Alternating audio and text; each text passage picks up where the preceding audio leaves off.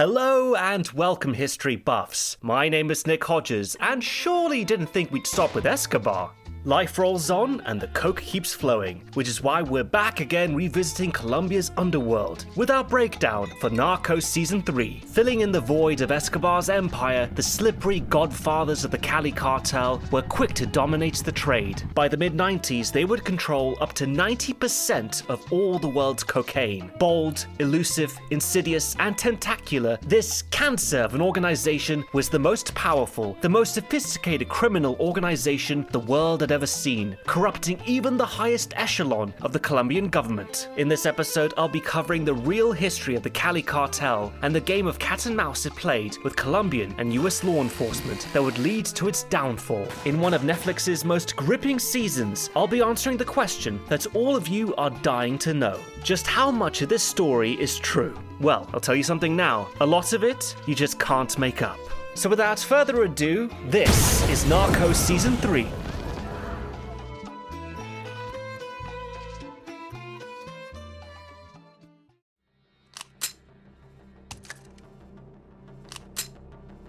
So, where were we? On December the 2nd, 1993, up on the roof tiles of Medellin, Colombia, marked the day when the man who terrorized an entire nation for nearly a decade was finally dead. His name was Pablo Escobar. Instrumental in his downfall were his bitter rivals, the Cali Cartel. Through the sicarios and bombers, they had directly waged war against Escobar's Medellin cartel, but they'd also provided extensive funding and vital intelligence, not just to the murderous far-right paramilitary leaders, the Castaño brothers, but also to Colombian law enforcement. As the menace of Medellin devolved into further infamy, waging war on multiple fronts, Cali, of course, profited. At the height of its power, the cartel was generating anywhere as high as $10 to $15 billion a year by some estimates.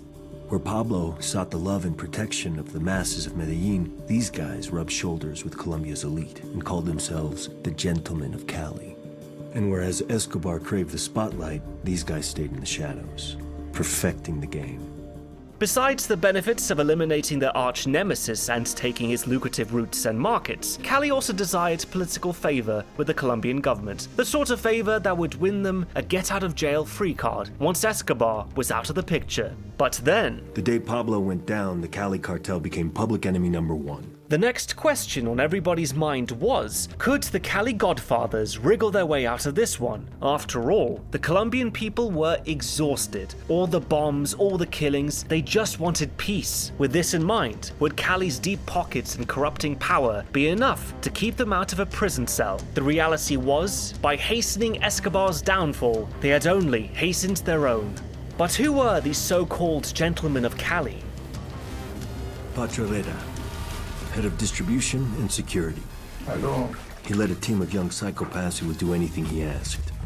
Okay, Pacho definitely led Cali's most brutal enforcement squad, and the one most called upon by cartel bosses for intimidation, torture, and murder. But calling him head of distribution and security is inaccurate. Remember, we're talking about a drug cartel, a coalition of independent trafficking organizations coming together to dominate the trade, regulate prices, and drive out competition. Pacho had been a small-time cocaine trafficker since the mid to late 70s, operating out of New York. In '83, after a brief prison sentence, he returned to Colombia and teamed up with the Cali Godfathers, who sent him back to New York to ramp up cartel operations there. Pacho would eventually become the cartel's fourth godfather, and together with joint forces, well, they just knocked it out of the park, flooding the US market with Cali Coke. Now, calling him head of distribution and security could only apply if the Godfathers divided the cartel into departments, which they respectfully managed, and this just wasn't the case. Each group within the cartel, and there were 5, had its own cell structures, its own distribution chains, storage units, smuggling networks, and so on. Granted, there was a good deal of overlap, especially as the cartel became more enmeshed over the years. Pooling resources was a constant, since the Godfathers often jointly invested in major shipments. Plus, there was the general goodwill between them and their organization. It just made sense to muck in, given the profitability of the partnership. United, they were stronger against rival cartels, and richer, but to re-emphasize, they had separate organizations, all the same.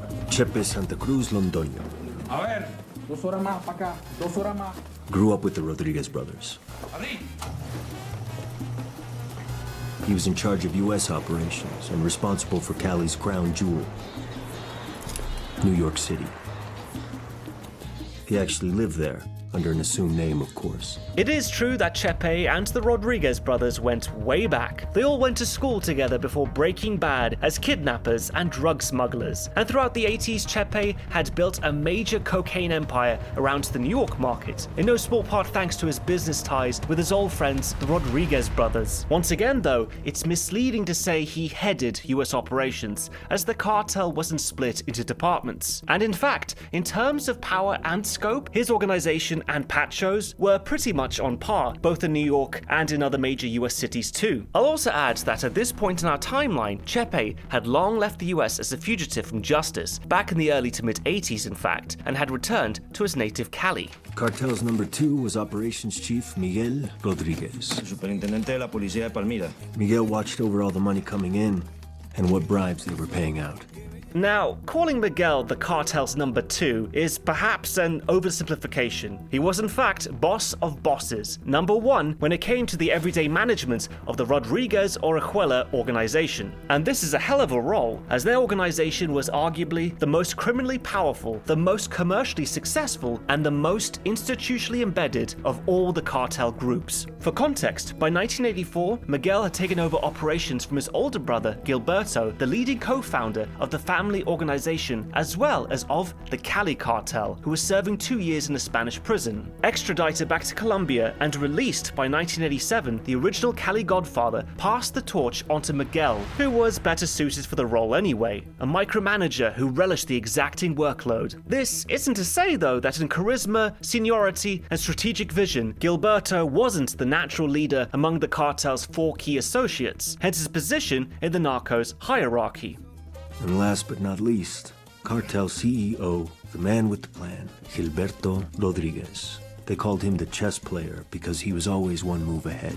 Serial entrepreneur, banker, professional schmoozer, this was a busy man. In the late 80s and early 90s, the cartel was responsible for as much as 40% of its city's commercial development. And the Rodriguez brothers were absolutely everywhere. They owned one of the city's top football clubs, they had banks, a drugstore chain, over 50 bars, nightclubs, real estate, the list goes on. Gilberto was also a close partner to Miguel in almost all aspects of the cocaine trade, from manufacturing in South American labs all the way up to wholesale distribution in America. Together, they were master corruptors, infiltrating nearly every institution of the Colombian state with that tried and tested formula, plata o plomo. Take a bribe or a bullet. All major cartel decisions went through the 4 godfathers like a company board of directors. Theirs was an uncommonly frictionless partnership for the drug world, and practically nothing was passed unless the decision was unanimously backed.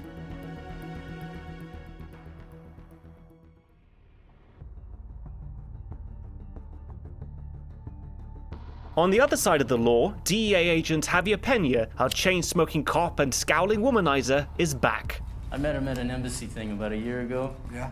Couldn't drink it or fuck it. Dude wasn't interested. Except that no, he wasn't back. The real-life Peña left Colombia literally days before Escobar was shot down, and while he briefly returned to Bogota after following up on a lead in Haiti, he wasn't involved in the hunt for the Cali Godfathers. But in Narcos Season 3, Peña is a nifty mishmash of multiple real-life DEA agents who were involved, and I'll point out who Peña is doubling for and when as we go through the show. In the meantime, our fictional hero and narrator introduces us to a leading anti-narcotics task force that worked almost exclusively on the Cali Cartel from 1991 to 1995. The latest break in the case against Cali came from a joint customs DEA operation called Cornerstone. And it put a lot of mid-level Cali guys behind bars in the States. Cornerstone was virtually the only intelligence or enforcement unit keeping the Cali Godfathers on their toes, while Escobar was the national focus, chipping away at their operations in the US. We're talking traffickers, cartel lawyers, money launderers going down one by one, collaborating with US intelligence or costing the cartel millions to keep mouths shut. In the show, anti-narcotics agents catch a middling cartel member in a warehouse in Florida. And while they weren't eager to help us, you can always count on some poor relative in Colombia who would do whatever it takes to get their brother or son back home. ¿Con quién hablo? Now this is fictional, but totally plausible. I mean, it's pretty standard stuff for US counter-narcotics. In the show, the captive's Cali-based brother is recruited by a couple of DEA agents. Strapped with a secret camera at chest level, he's deposed as a waiter at Gilberto's much-anticipated party, rightly suspected by the agents as the occasion for a major announcement by the chess player. And so the party rolls around, hosted at a decadent cartel mansion, presumably Gilberto's. Anybody who's anybody in the cartel is there, and the Godfathers reunite as the mole moles away, snapping his hidden camera. And now for what really happened. We're told it was a Saturday, January 22nd, 1994. Keep this date in mind as the start of the show's main historical timeline, and Escobar has been dead since December the 2nd of the previous year. For their major announcement, the Godfathers had called a rare summit of all cartel associates, from senior veterans to the emerging capos for the northern parts of the Cauca Valley. Far from the glamour of Gilberto's gathering we see in Narcos, the real summit took place on a dairy farm owned by Pacho Herrera, about a dozen miles south of Cali. The event was organized fairly hastily. There wasn't proper seating, for example, and cartel guests were dining out of styrofoam over car hoods and trunks. But the last-minute planning was ideal for security. There's no indication that the DEA even knew about the summit, and there's certainly no trace of them ever planting a mole. As the guests ate, Gilberto Rodriguez climbs onto the one table in the farmhouse for the long-awaited announcement, and Narcos faithfully captures the essence of the real man's speech that day. Sí, señores. Hemos estado negociando con las autoridades y pronto llegaremos a un acuerdo. Nuestra organización, en 6 meses, estará fuera del negocio de la cocaína. Entregaremos nuestros laboratorios, nuestras casas de operación y nuestras rutas de tráfico. Pero, señores, que no se cometa el error de pensar que no será bajo nuestros propios términos. Cualquier sentencia de cárcel será mínima. Nuestro dinero es nuestro. Nuestros negocios legales seguirán prosperando. Tenemos 6 meses para hacer toda la plata que se pueda. That's right, this bit is absolutely true. For months, the Cali Godfathers had secretly been negotiating the terms of a surrender deal with the Colombian Attorney General Gustavo de Grief. You'll remember him as the pipe-smoking prosecutor in Season 2, who led controversial negotiations with Escobar during the Capo's war against extradition. The Godfathers and many Cali-based traffickers were just tired of a life of crime. The paranoia, the violence. They knew that the hunt for Escobar had jacked up the war on drugs, and that even if Colombia was war-weary, they were next on the hit list. And they didn't want to get shot down on some dusty rooftop or risk ending up in a US prison cell. Keeping up their charade as respectable businessmen, preserving their wealth and the legitimate businesses, and passing these on to their Ivy League-schooled sons. This was what they really wanted. And de Grief was acting on all this. His master plan at the time involved Colombian traffickers surrendering en masse all at once in exchange for drastically reduced prison sentences. This he saw as the only way to end crippling violence and corruption in Colombian society. Though his grand strategy was public knowledge, many of his maneuvers and negotiations, including actual meetings with the Godfathers and their lawyers, were done in secret, in defiance of Colombian law, the wishes of President Gaviria, and the official US policy line. But back to the night of the announcement, Gilberto's key and most problematic message was this: we can't do this alone individually, we do it together or no deal. In Narcos, the atmosphere is tense. Bosses from the North Valley Cartel do not take well to the news, but pay lip service. In real life, something of the opposite happened on that day in January 1994. Cartel members, in fact, mutinied. What with enormous investments and outstanding debts, 6 months just wasn't enough time. And after venting their grievances in an outpouring of anxiety and defiance, many simply walked out. The Godfathers, taken completely aback, could do little more than dissolve the meeting. The surrender deal would now have to be for them and only them. In the meantime, they still had hundreds of millions of dollars to spare, bribing their way out of a prison cell. Now, had it just been a few to have mutinied, they might have succumbed to similar fates as the dissenting guests in Narcos. After the party, we see them air their disgruntlement in what they believe are private conversations, not knowing they're being spied on. Unlike in real life, the Godfathers have anticipated opposition, and they're prepared to purge the disloyal. And the way the protection and surveillance system worked is accurately described in Narcos. We're talking deep, deep pockets. Which bought eyes and ears everywhere. Anyone visiting Cali was ID'd and background checked before they put their bags down. Walk into a police station, they know about it. Get into a taxi, they know. Make a phone call, forget it. They basically own the fucking phone company. All very true. The cartel had a well-placed mole at the Cali branch of Colombia's national phone company, allowing them to intercept around 400 calls a month, including calls from the US Embassy. They had up to 5,000 taxi drivers on their payroll, hovering around key sites of interest, like the airport and the military base. And they hadn't just bugged the military and the police. To their credit, they managed to bug the CIA. In Narcos, the Godfathers listened to the seditious conversations and divvy up assassination orders. And yes, as accurately depicted, the real guys dished out contracts like confetti. Enemies and threats simply vanished. Hundreds, if not thousands, were murdered in the cartel's nearly 20-year history. Assassination methods ranged from machine gun and point-blank executions to asphyxiation by garrote or plastic bag. A signature Cali send-off is chillingly described in the show. They wrapped your body with chicken wire and dumped you in the Cauca River. When you bloated and your body expanded, the wire cut you into little pieces for fish food. Not very gentlemanly, but it did the trick. More common, though, was the disembowelment of the corpse, preventing it from bloating and floating to the surface. Often, rocks were stuffed inside the slashed abdomen, so it had better chances of sinking. It would also buy time for decomposition and prevent the more intact corpses from being identified downriver. Probably cheaper and less fiddly than chicken wire, too. And that's all they wanted. You and whatever your beef with them was, vanished. Forever. No body, no crime.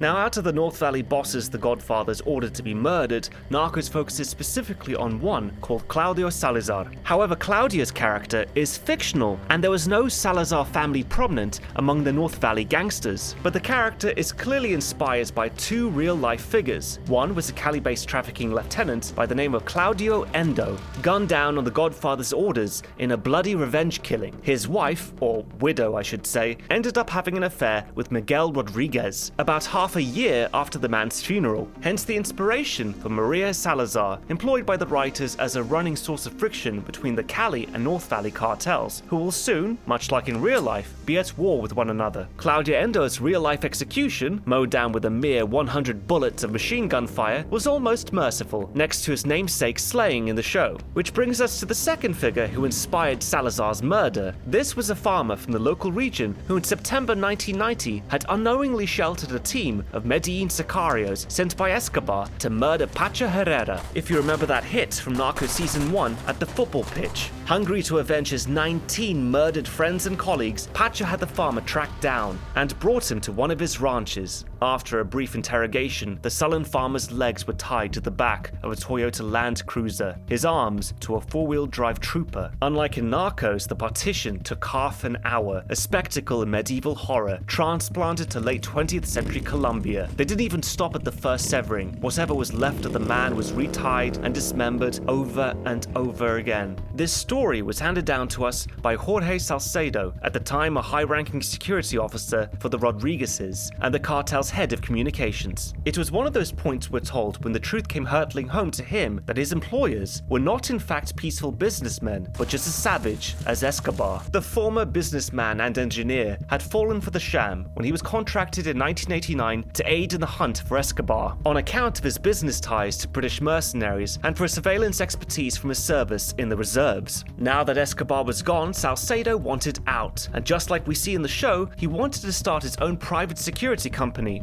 And so in December 1993, just days after Pablo's death, Salcedo tendered his resignation in Miguel Rodriguez's home office. The scene is recreated at Gilberto's party. In Narcos, Salcedo has just intercepted the DEA's mole and has forced him to flee the city. The DEA agents who had bugged him discover that the plan has been thwarted and that the cartel is watching them. I'll first say that this is actually actually based on real events. A couple of DEA agents working in Cali during the early 90s discovered they were on the cartel's radar after a source tipped off the agency with a photograph of the two walking down some stairs. This bit in Narcos accurately emphasizes the real, truly terrorizing sophistication of Cali's surveillance system, which did make police work a living nightmare for the DEA, and in fact, for some time after the photograph's discovery, Cali was a complete no-go zone for any DEA personnel, as it was considered too dangerous. It also emphasizes Jorge's position as a highly skilled, valued, and above all, trusted employee, who was seen as something of a guardian for the Rodriguezes, especially for the family's women and children. His resignation comes at a bad time for Miguel's character. In real life, the Godfather was stunned, offended even, that Jorge had even considered leaving. Though the real Miguel was perhaps not as composed as Netflix's, his real reaction is honored. Mi idea era quedarme hasta que Escobar dejara de ser una amenaza. Y estamos muy agradecidos, de verdad, que lo has hecho tan bien en los últimos años, por mi familia, por mí. Yo no puedo aceptar tu renuncia, Jorge.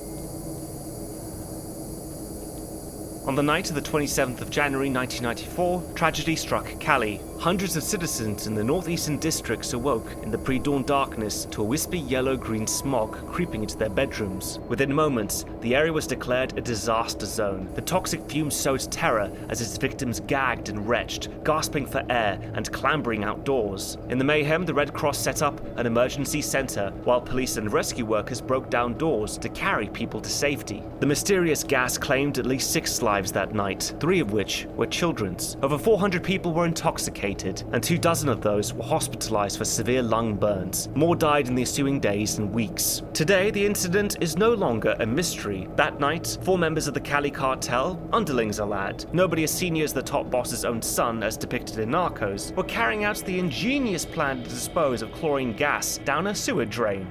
Why? Cordova Cartel head of security pretty much sums it up.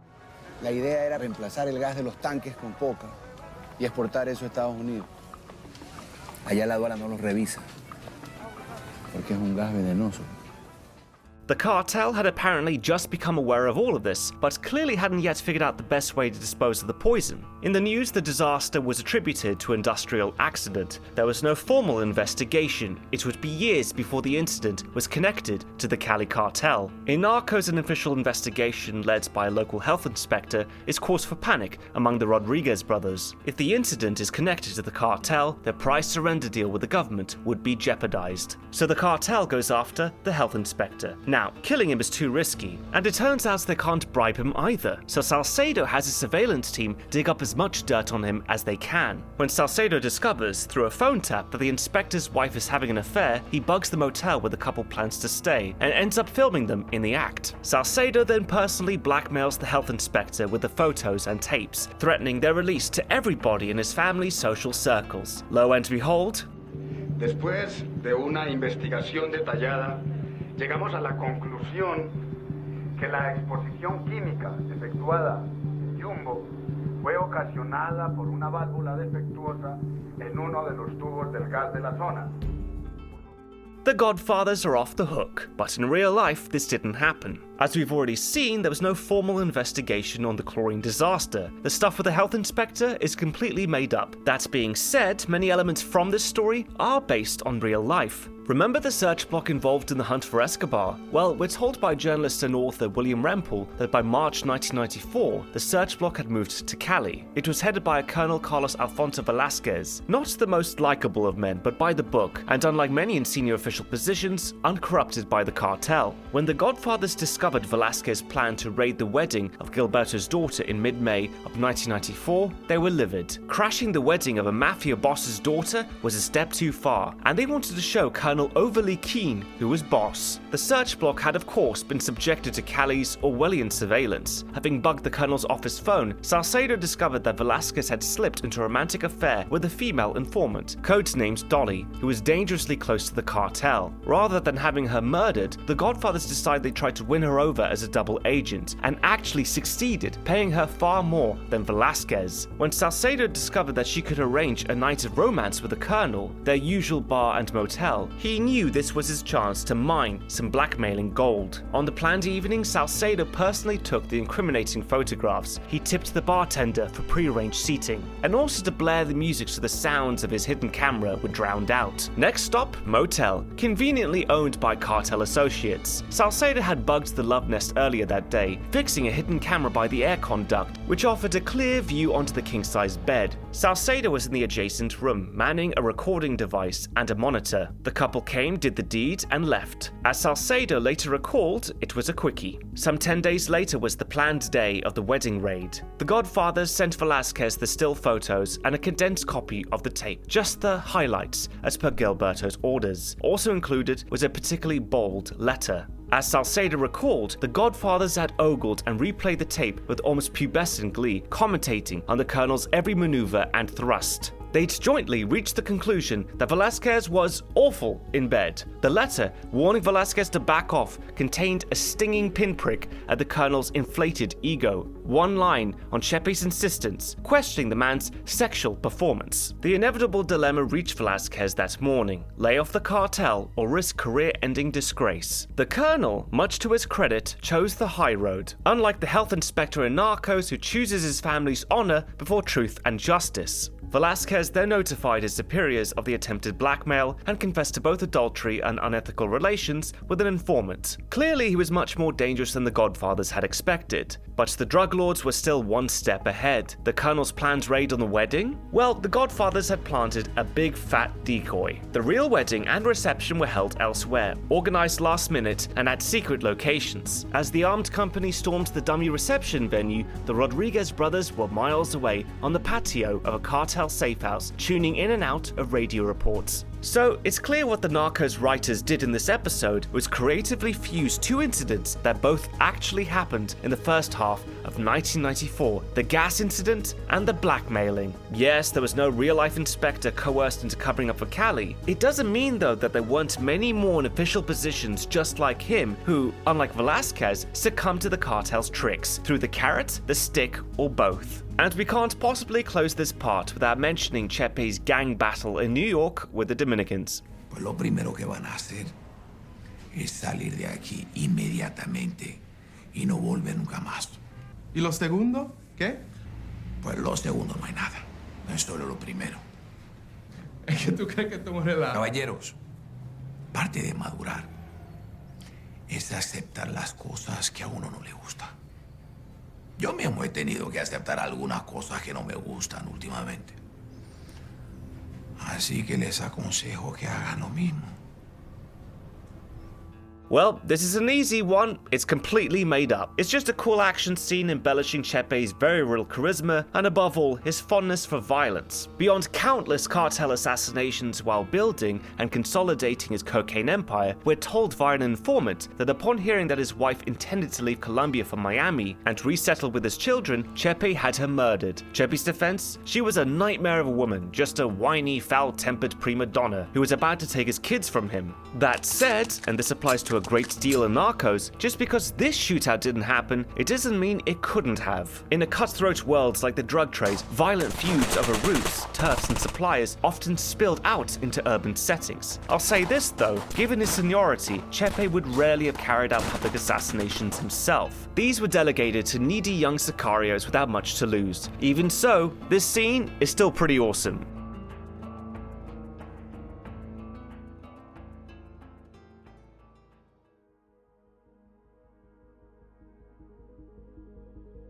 One day in 1989, a man living in a Luxembourg flat called local police to register a complaint. His next-door neighbor had been interrupting his sleep for weeks, sending and receiving countless faxes and calls at night, and working all hours with what sounds distinctly like an electric money counter. The local police then checked the lease on the flat. The man in question was a Colombian national. He had no apparent job, no source of income, yet he was living in a luxury apartment, apparently working long hours and deep into the night. His name? Franklin Jurado. Because it was illegal for Colombian citizens to have U.S. currency in their possession, a money launderer became more than just a connection to the financial institutions that wash their cash. For all intents and purposes, he is their money. Jurado was the perfect bridge between the narcos and the world of high finance. He spoke 5 languages and traveled on multiple passports. He married an American girl he met while at business school in the States. Took her down south and got her in on his action. That American passport was solid gold in any Caribbean bank. Jurado was smooth, but now we knew his name.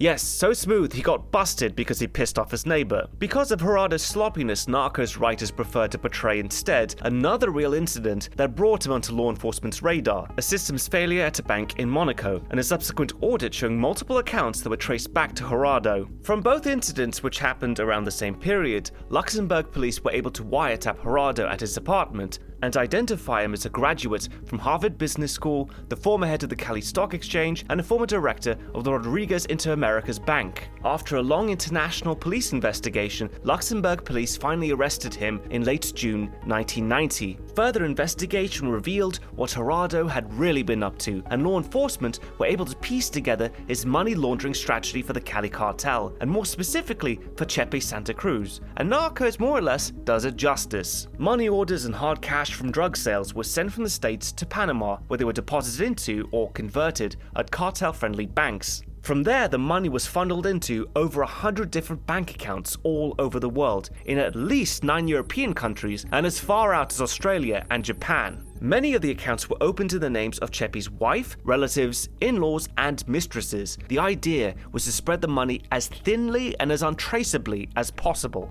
Then it was bounced through front companies, many in Europe, and then invested, if you will, into legitimate businesses owned by Chepe and the Cali Godfathers, mainly in Colombia. So, quite the operation. Had he been just as good as covering his tracks as he had been the money's, he would have been able to fully launder the $36 million he had been hired to wipe clean back in 1987. Now, in real life, Jurado's work and capture happened several years before our main timeline, which we've already established starts in early 1994. His capture disrupted the cartel's financial operations for sure, but besides the details on his laundering activities, his is one of the more fictionalized plot lines in the show. And although his American wife Christina does appear to have been based on a real person, everything else that happens to her in the show, from the DEA approaching her in order to track down Jurado, to her kidnapping and ransoming by the cartel and FARC, not to mention the absolute bloodbath of her rescue mission with the unsavory help of Don Berna and the Castaños, all of that is made up. Even the bit where Jurado gets whacked in prison, not only did the real Jurado survive his sentence, but at the time of this video's release, is said to be alive and well. And in this episode, there's a scene where Peña tracks Jurado at the airport, about to take a flight to Panama, and he's just about to leave himself when CIA agent Bill Steckner intercepts him at the hangar and has him join an intelligence mission to escort and brief 2 visiting US senators. Steckner then takes Peña and the laughably oblivious senators Santa Rio Negro? to see what they are made to believe is a cocaine jungle lab run by communist guerrillas killed in a raid by Colombian commandos with US assistance. As Peña discovers, though, this whole scene is staged. The dead guerrilla traffickers are in fact just guerrillas. Steckner had set the whole thing up to convince the senators that since the fall of Escobar, FARC had begun financing its Marxist insurgency with cocaine money. What Steckner wants is $5 billion in aid money to Colombia from the US government. Supposedly, on paper anyway, the money would be for anti-narcotics, but Steckner's priority soon becomes clear. That is, to crush leftist subversive activity in Latin America, and stabilizing Colombia was geostrategically vital to achieve that. For Steckner, the war on drugs is a farce, not an uncommon position back then, and even less so now. I'm thinking about the next battle, the one that really counts. Which means you're willing to lose this one. The drug war? Oh, come on, man. We lost it. You were there. but the American public and many in the government still believed in it, and they wanted to keep the funds flowing. Stekner is essentially using the war on drugs as an excuse to fight the war on communism in Latin America. Now, a few things to note here. First, there's no record of this visit from US senators, and besides, this kind of fieldwork is pretty unlikely for congressmen, and I couldn't find any evidence for the staged lab, even if, it should be said, the CIA, with its sordid track record in the region, wouldn't be above something of the sort. Second, though the cocaine lab in Narcos is Stekner's fabrication, it is true that FARC and many other guerrilla groups were heavily involved in drug production, especially after the fall of Escobar. By then, a pattern of extorting and taxing drug traffickers had evolved into full-on manufacturing and wholesale. Hence Stekner's dark realpolitik when he says this. Yeah, well, sometimes we need to make the truth a little more plain. Third, by the early 90s, Colombia had indeed become the main recipient of US military aid in the Western Hemisphere, receiving $322 million between 1989 and 1996. This aid, including arms, material, and training, was supposedly for the war on drugs. Far-right Colombian paramilitary groups, many headed by officers trained at US Inter-American academies or by the CIA, were using these resources not to crack down on the drug trade, but to lead counterinsurgency operations, many involving complete human rights atrocities on guerrillas and their suspected civilian supporters. According to Human Rights Watch, substantial evidence indicated the US government was aware of this, but turned a blind eye. In fact, despite this, funding went up throughout the 1990s. Stekner therefore embodies the darker side of US foreign affairs in Colombia during this period. Meanwhile, DEA agents Chris Feistl and Daniel Van Ness arrive in Cali, assigned from Bogota after Peña calls bullshit on the board's health inspector's cover-up. Now, these two are based off of real agents who joined the DEA in 1988 and were assigned in Cali as a pair in July 1994. Chris Feistl's Mr. Wonderlocks here, formerly a police agent based in Virginia Beach. Van Ness's real name is David Mitchell, an ex-serviceman in the US military's 82nd Airborne Division. But what we don't see in Narcos is there was actually one more DEA pair working on the Cali Cartel, including a Palestinian-American agent named Jeremy Salome and Ruben Prieto, martial arts and boxing expert of US-Mexican descent. In Narcos, when Feistl and Van Ness arrive at Cali Airport, they're greeted by Captain Gustavo Calderon of the Colombian National Police. Compa, en Cali hay más policías corruptos que iglesias. Vos no confías en mí, yo lo entiendo, pero si quieres lograr algo aquí en Cali, necesitas ayuda de la policía. Si no soy yo, será alguien más. From this, we're introduced to two core themes with strong historic resonance. One, the crucial role that the National Police would play in the hunt for the Cali Cartel, but at the same time, its deep infiltration by the traffickers, and therefore the reluctance by the 4 DEA agents to share plenty of crucial intel with them. According to Chris Feistl, there were reports that 50 to 60% of the police force was compromised. Among the rotten apples was a senior officer by the name of Captain Efren Boitrago. Feistl and Mitchell had clocked fairly early on that the overly chummy Boitrago, butting in on private conversations and intrusively questioning them, was a potential liability. His cartel nickname was quite fittingly the Vulture. Needless to say, he is the inspiration for Captain Calderon, whom we soon discover is compromised. In the show, no sooner have the agents arrived than they're already on their first case, a raid on the offices of Guillermo Palomari, the senior accountant of the Cali Cartel. Now, this really happened in July 1994, and it was a complete game changer in the takedown of the Cali Cartel. Narcos actually massively downplays its significance. It's portrayed more as a close shave with the savvy new DEA agents in town. ¿Agarraron algo? ¿Los archivos? O sea que nada. Bien. Just some files? Are you joking, mate? Here's what happened. Under Colonel Velasquez, the military search block, along with DEA units, raided the offices in a building in the north part of the city. And they seized crates worth of cartel ledgers, records of payoffs, politicians, the police, all sorts of state officials. An intelligence goldmine, essentially. And no, the intel's access wasn't denied to the DEA and cast to oblivion by corrupt cops like Calderon. It instead led to mass firings in the police, devastating exposés in the press, and hundreds of raids over the coming months. Though the real Jorge Salcedo had warned an off-handed Palomari ahead of the raid to hide anything incriminating and to stay out of the office, as you might have guessed, Salcedo did not arrive just in time to save the day, hiding wads of banknotes carelessly left strewn along the accountant's desk. Palomari was actually taken into custody by search block, and you would not believe what he told interrogators. When asked just a few basic questions like who's your employer, this dipshit replied quite candidly that he was a business manager for the Rodriguez Orjuela family, effectively tying his entire supposedly legitimate operation to renowned drug lords. He also completely failed to explain how enormous sums of cash were being pumped into the legitimate businesses he was running. Released the next day, Palomari went into hiding. This was on the orders of the Godfathers, who were furious at the man's total failure to deflect and lie under interrogation. The fact that he was a Chilean national also made him a double security liability. Unlike Colombians, he could legally be extradited to the US and could therefore cooperate with American law enforcement in exchange for a reduced sentence. Narcos goes with a different, fictionalized consequence of the raid, but sticking to the idea that Palomari was bad news for the cartel. When Feistl and Finesse correctly deduce that Palomari is Chilean, they stay behind in Cali to tail him. Insistent on personally delivering the records of a major cartel bribery, Palomari unwittingly leads the DEA agents right to Gilberto's home. Is that how I think it is?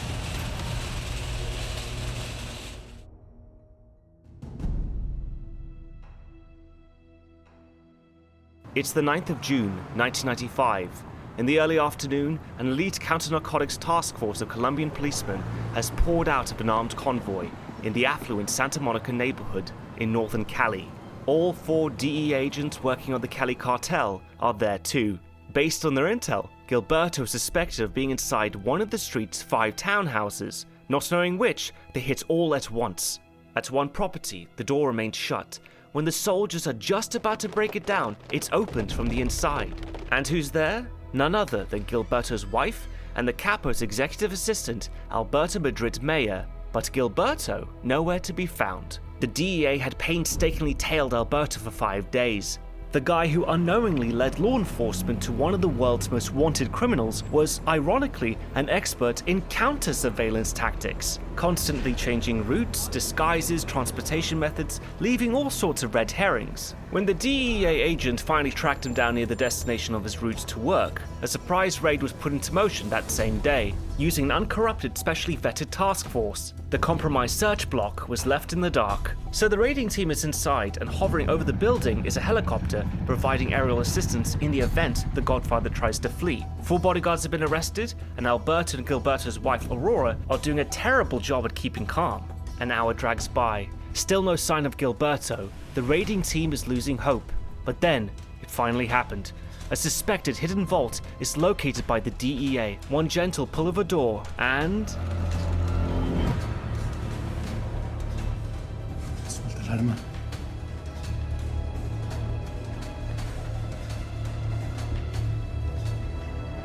Suelta el arma.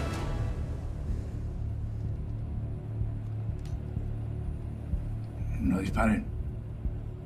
Soy un hombre pacífico.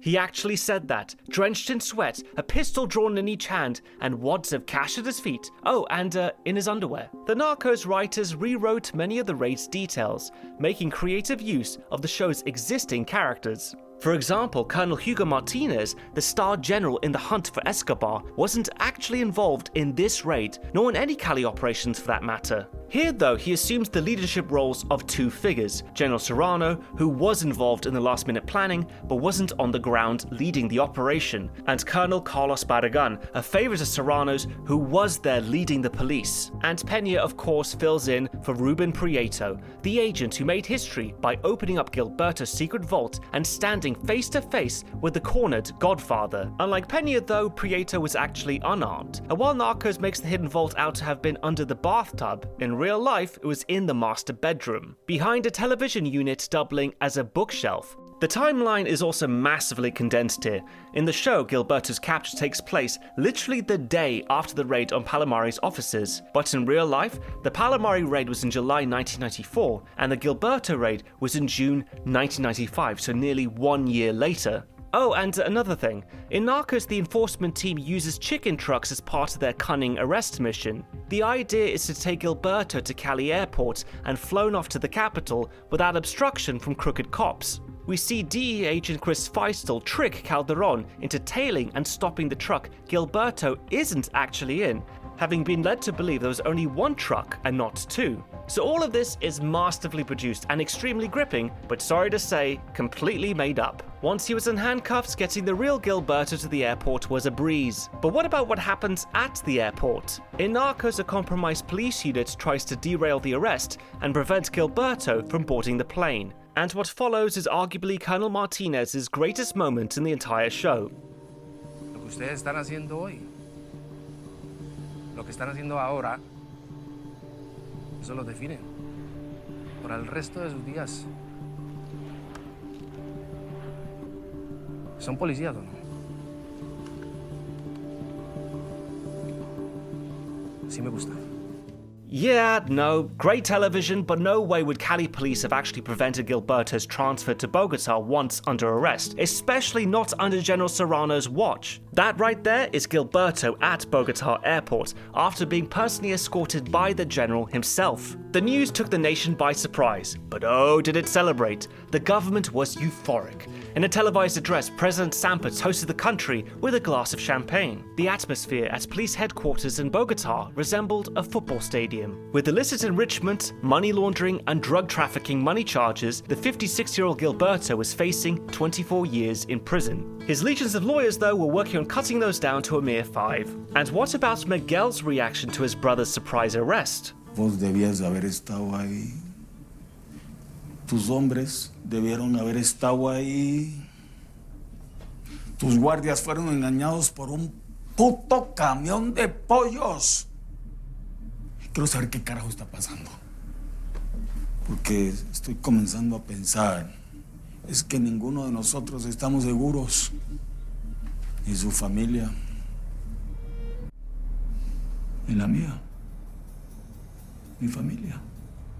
Damn right he wasn't safe. The Colombian government was fired up by the unexpected capture of one godfather, and it was now set on taking down the others. Miguel was next, but based off of Salcedo's account, Miguel, though clearly in shock, apparently wasn't really paranoid at this stage. Gilberto had already wriggled his way out of a prison sentence in 1987, and he could do it again. Miguel also didn't suspect a mole. He conceded that Gilberto was probably right in his long-held suspicions that the cartel's major problems could be traced back to the negligence of one man, Guillermo Palomari. By this point, the accountant was in hiding, not only from the government, but from the Godfathers as well. Good thing too, as the day after Gilberto's capture, Miguel gave the green light for Palomari's assassination.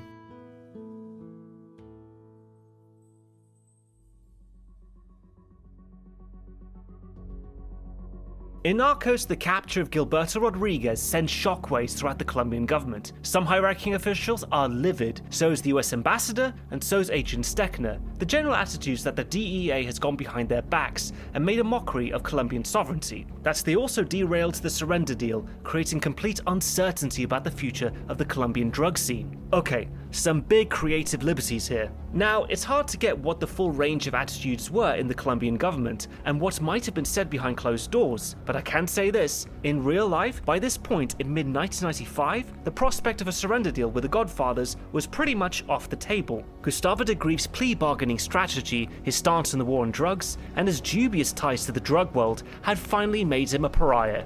Not only to the US, but to the Colombian government as well. By August of 1994, the Attorney General, who just 3 years earlier had been hailed as one of the few uncorrupted crusaders in the Colombian justice system, was forced to resign. The official reason was his age, though the real motive was surely political. And he was replaced with the ambitious hardliner Alfonso Valdivieso, a cousin of the martyred presidential candidate Luis Carlos Galan, who was assassinated by the Medellin Cartel in 1989. Valdivieso vowed that he would never negotiate with drug traffickers. Several months later, in late 1994, the pious and uncorrupted General Serrano was also appointed head of the Colombian police, under pressure from the US. With those two in charge, the US government had much more faith in Colombia as a partner in the war on drugs. Ernest Samper, sworn in as Colombia's new president in August 1994, had as we'll soon discover, an abysmal recent track record on counter-narcotics, but by this point, in mid-1995, he was doing all he could to prove he was tough on drug cartels, just to stay in power and not lose yet more face. So, since the arrest of Gilberto is publicly lauded by virtually all concerned US and Colombian agencies, anyone publicly criticizing the capture ran the risk of advertising themselves as too soft on drug trafficking, or worse, bought. Releasing Gilberto had also been political suicide for Sampa's government. And even if there were charges that the DEA was too meddlesome or independent, well... La captura, señor fiscal, la hizo la policía. El traslado fue de la policía. El registro fue de la policía. Making this all legitimate. But there is one political fear shared in Narcos which is historically accurate. According to our intelligence, Gilberto Rodriguez was a stabilizing influence on the cartel. His arrest may lead to an increased violence against civilians and police. The day after Gilberto's arrest, a bomb ripped through a main park in downtown Medellin, killing 21 and wounding over 200 people.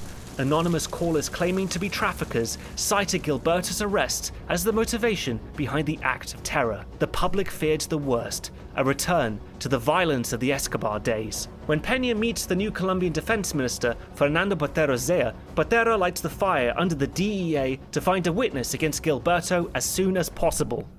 Peña, impartir justicia no es nada fácil. Y un hombre tan poderoso como Gilberto Rodríguez no va a permanecer mucho tiempo en custodia. Si usted pretende que él permanezca en la cárcel, va a tener que encontrar un testigo fuerte. In the show, this triggers the DEA's race against the clock to find a senior cartel insider who can testify against the Godfather. Hence, the hunt is back on for the cartel's main money launderer, Franklin Gerardo. However, as I've already said, Gerardo's time with the cartel and his arrest predate Narcos Season 3 by at least 4 years. But that's the least of it.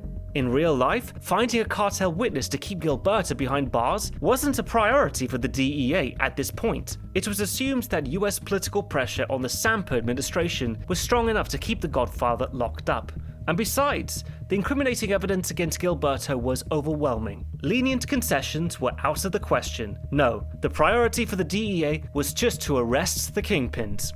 The Colombian judicial system and US-friendly governments, with a bit of luck, would take care of the rest, which is why things were not looking great for the other Godfathers. Remember, the Cali Cartel was publicly one of the main foreign security threats for the US at this time. With the political momentum after Gilberto's arrest, and with the deployment of even just a fraction of US security resources, Miguel was toast. And there were other things going pear-shaped. Gilberto's peaceful capture had signaled to other traffickers that the government wasn't gunning them down on rooftops, but was cooperating with them. So, in the following weeks, scores of mid to high-ranking traffickers were surrendering in droves, costing the cartel serious leverage. Operation Cornerstone also delivered one huge blow just 3 days before Gilberto's capture: the mass indictment of nearly 60 cartel employees, including 3 former federal prosecutors, charged in a huge racketeering case. And finally, the Godfather's execution order for Guillermo Palomari would end up being the old straw on the camel's back, which led one man to breaking point. A cartel member with a heavy conscience, and who was more than aware of the ominous political and legal developments. In Narcos, Miguel and his son David's paranoid witch hunt claims its first victim, the crooked cop who's outfoxed by Peña and Colonel Castillo, Captain Calderon. My guy says one of your guys is working for the cartel. They have any proof? Can't say yet. Now, just to be clear, the cartel did not have a high-ranking police captain murdered after Gilberto's arrest, at least not that we know of, but it's highly unlikely. Political favor was crucial, and besides, suspicions of a mole weren't high at this point. Victim number 2, murdered in frighteningly quick succession, is Carlo Cordova, head of security for the Cali Cartel. This didn't happen either. The real head of cartel security at the time was a former army major called Mario Del Basto, who quit the service in late 1988 to join the Cali Cartel.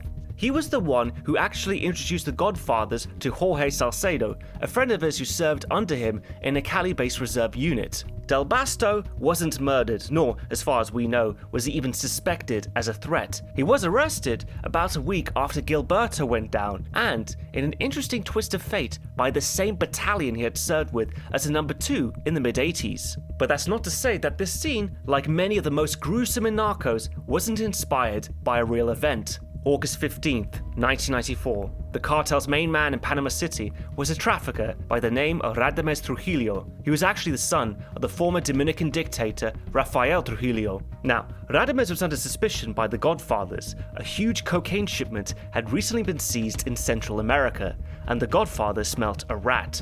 Radames was invited to one of Pacho Herrera's luxury estates outside the city as a special guest to Miguel Rodriguez's 51st birthday party. But it was a trap. Miguel had no intention of showing up. Radames was brutally murdered that night, so were his associates and bodyguards. One, an army officer we're told, was taken down by at least 4 sicarios. Calderon's death in Narcos, from the fiery resistance to his asphyxiation at the hands of the cartel's top sicario, resembled the fate of this Panamanian commander.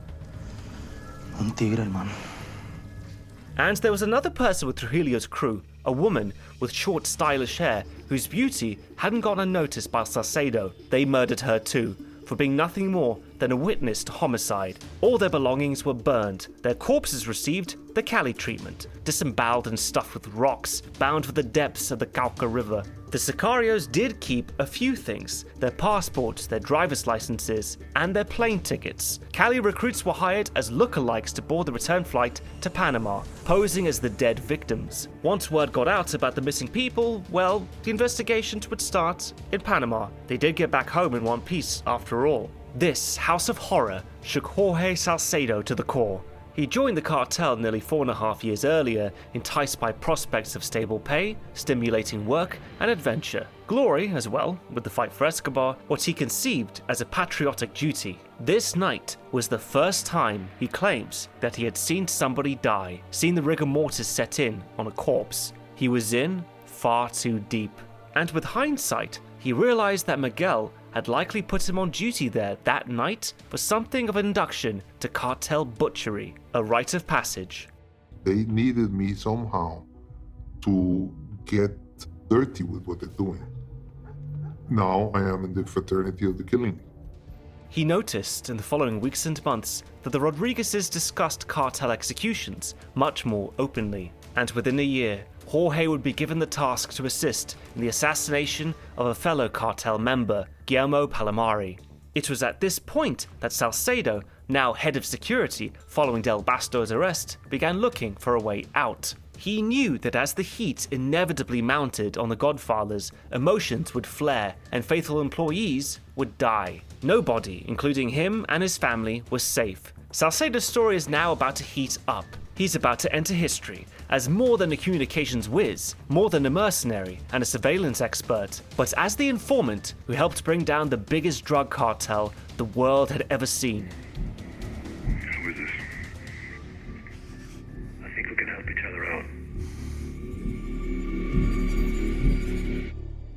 Hope you guys enjoyed today's episode. I'd like to say a big thank you to the writer Ian Russell. He has a YouTube channel himself called Humans of History, which I highly recommend checking out. It's a biographical channel, which does deep dives into the personalities of historic figures. So if you're interested in all the details and anecdotes of what the figures were like behind the scenes, warts and all, that's Ian's thing right there. The kind of stuff that'll leave you thinking, they were actually just fellow mortals with lots of quirks. He's already covered quite a few big fish portrayed in Narcos Mexico, but he does all sorts, from dictators and monarchs to conquistadors and writers. So go ahead and check out what he's put out so far, and subscribing really helps young channels. I'd also like to say thanks to a historical consultant and mystery guest that we'll reveal in our next episode. For the first time in History Buffs, you'll be hearing about a show's accuracy from a historical figure who was actually there. Someone who witnessed the fall of the Cali Cartel with their own eyes. So make sure not to miss out part 2 of my Season 3 review for Narcos. Until next time, my name is Nick Hodges, and thanks for watching, History Buffs.